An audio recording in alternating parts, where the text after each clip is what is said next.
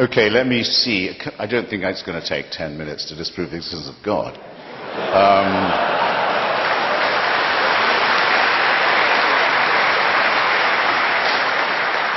The atheist proposition is the following. Most of the time, it may not be said that there is no God.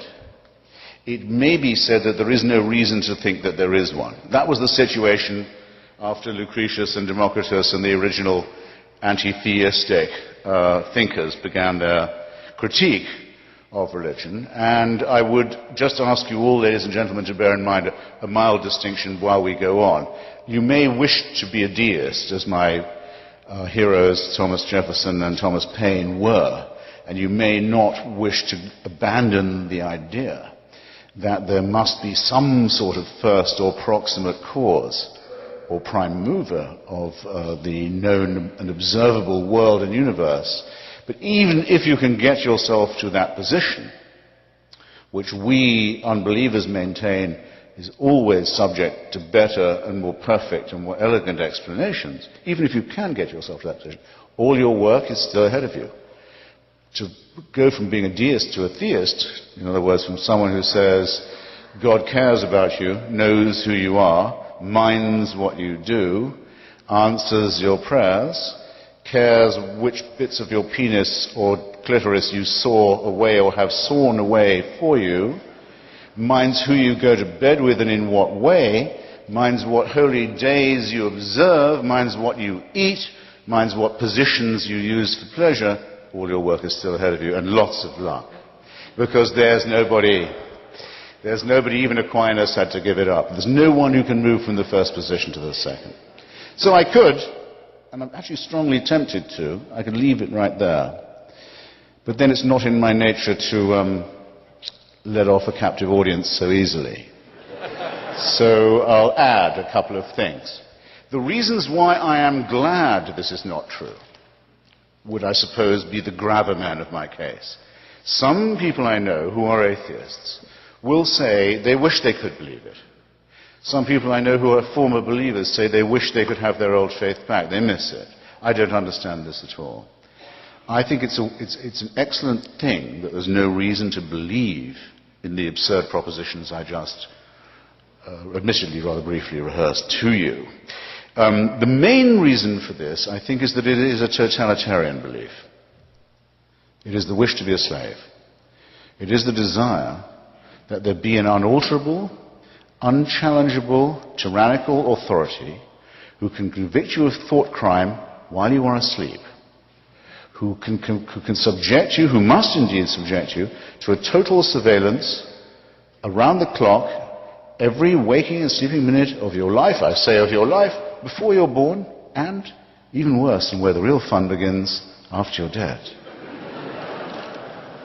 A celestial North Korea. Who wants this to be true? Who but a slave desires such a ghastly fate? I've been to North Korea. It has a dead man as its president. Kim Jong-il is only head of the party and head of the army. He's not head of the government or the state. That office belongs to his deceased father, Kim Il-sung. It's a necrocracy. A thanatocracy. It's one short of a trinity, I might add. The son is the reincarnation of the father. It is the most revolting and utter and absolute and heartless tyranny the human species has ever evolved. But at least you can fucking die and leave North Korea.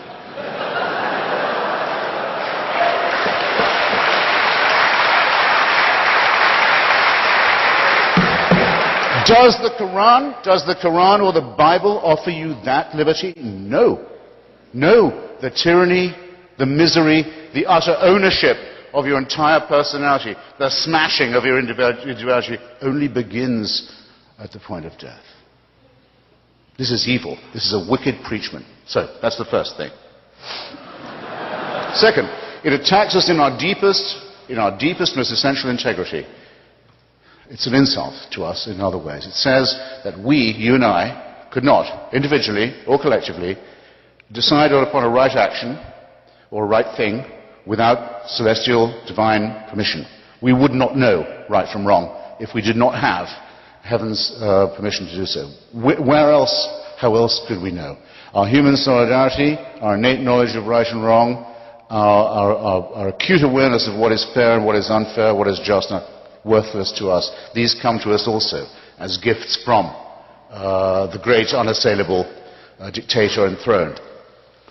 What could abolish our integrity? What could abolish our honesty, our decency, our dignity more than that? The third, is a little more pragmatic. Religion is our first, that's why I'm so fascinated with it, it's our first version of the truth. It's our first attempt as a species. It's what we tried when we didn't know anything. We didn't know we lived on a spherical planet. We didn't know that our planet revolved around the sun.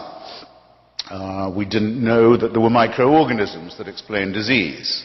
We thought diseases came from curses or witches or ill-wishing or devils or dust devils. We didn't know anything from the childish, terrified, ignorant origins of our animal primate species. We come to religion. It's also our first attempt at philosophy, our first attempt at morality, our first attempt at healthcare, actually, but because it was our first, it is our worst.